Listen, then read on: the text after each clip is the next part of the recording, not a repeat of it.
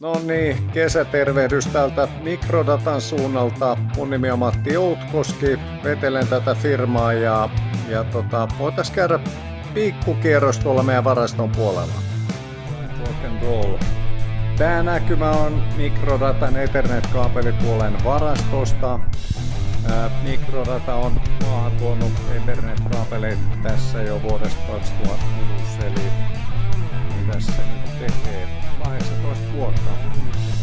Meillä on ollut sama toimittaja alusta alkaen ja tilaus erästä toiseen laatutaso on pysynyt täydellisenä.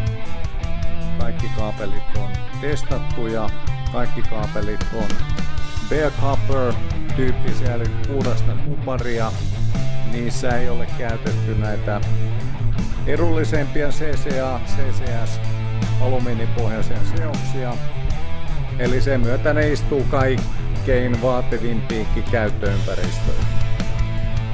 Ja valikoimahan on jokseenkin kattava. En nyt ihan ulkoa pysty heittämään, että nimikkeiden määrää. Puhutaan kuitenkin. Kyllä niitä varmaan satoja on. Olisiko jo 371 nimikettä näytti systeemi. Tällä hetkellä valikoima koko ajan laajenee.